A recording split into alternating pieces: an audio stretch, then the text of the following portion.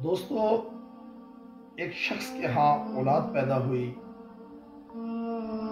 جو کہ رحمت بن کر اس کے گھر میں آئی، یعنی اس کی بیٹی پیدا ہوئی۔ وہ شخص بیٹی کے پیدائش پر بہت خفا تھا، بہت رنجیدہ تھا، اور ہر وقت یہ دعا کرتا تھا کہ اس کے ہاں بیٹی کیوں پیدا ہوئی، اس کے ہاں بیٹے کے پیدائش کیوں نہ ہوئی۔ وہ اپنی بیٹی سے محبت نہیں کرتا تھا، اپنی بیٹی سے کھجا کھجا رہتا تھا۔ وقت گزرا، اس کے ہاں 2 اور بیٹوں کی پیدائش ہوئی۔ وہ اپنے بیٹوں سے بہت پیار کرتا تھا، ان کی ہر خواہش پوری کرتا تھا، جبکہ وہ بیٹی کو دیکھنا بھی برداشت نہیں کرتا تھا، بالکل بیٹی کے ساتھ پیار محبت نہیں کرتا۔ وقت گزرتا گیا، اس کے بچے بھی اس کی جائیداد کی وجہ سے یا جو اس نے بنایا تھا اس کی وجہ سے اس کے ساتھ لگے رہتے، کبھی بات مانتے کبھی نہیں۔ وقت گزر گیا، بیٹی کی شادی ہو گئی، بیٹے ساتھ رہنے شروع ہو گئے۔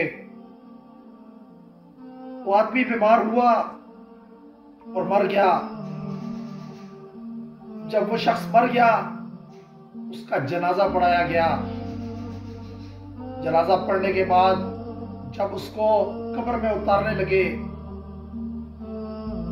تو میت کو قبر میں اتارنے سے پہلے کچھ لوگ وہاں پر آ گئے اور انہوں نے کہا کہ اس شخص کو قبر میں نہیں اتارنے دیں گے، اس شخص نے ہمارا قرضہ دینا ہے، پہلے ہمارا وہ قرضہ ادا کیا جائے، اس کے بعد اس کی میت ہم قبر میں اتارنے دیں گے۔ اس نے ہم سے 4 لاکھ کا قرضہ لیا تھا، جس کا واپسی کا ہم تقاضا کرتے ہیں، ہمیں واپس کیا جائے اور اس کے بعد اس کو دفنا دیا جائے۔ جس پر اس شخص کے دونوں بیٹوں نے کہا کہ ہم کوئی قرضہ دینے والے نہیں، کیونکہ اگر اس نے قرضہ لیا تھا تو اس نے ہم سے کوئی پوچھ کے نہیں لیا، اس نے ہم سے کوئی مشورہ کر کے نہیں لیا، نہ ہی اس نے ہمیں کوئی قرضے کے بارے میں بتایا ہے۔ یہ بات پہ تنازع کھڑا ہو گیا، جھگڑا ہو گیا۔ بات پھیلتے پھیلتے میت کے گھر اس وقت جو لوگ جمع تھے ان تک بھی پہنچی کہ وہاں پر میت کو دفنانے نہیں دیا جا رہا۔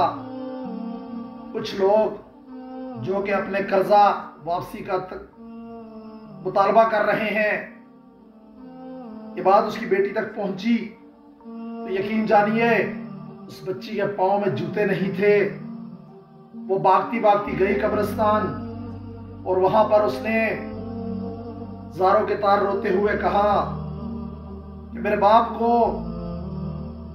دفن ہو لینے دیجئے،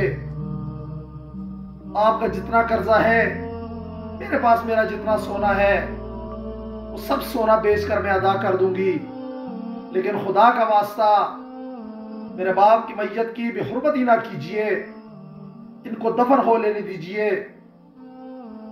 دوستو، بات کرنے کا مقصد صرف اور صرف یہ ہے کہ ان لوگوں سے کہنا چاہتا ہوں کہ جو آج بھی ہمارے معاشرے میں بیٹی کی پیدائش پر رنجیدہ ہوتے ہیں، غمزدہ ہوتے ہیں، بہت سے لوگ ہم نے دیکھے ہوتے ہیں، یقیناً ہوتے ہیں۔ میں ان لوگوں سے کہنا چاہتا ہوں کہ بیٹی تو اللہ پاک کی رحمت ہے،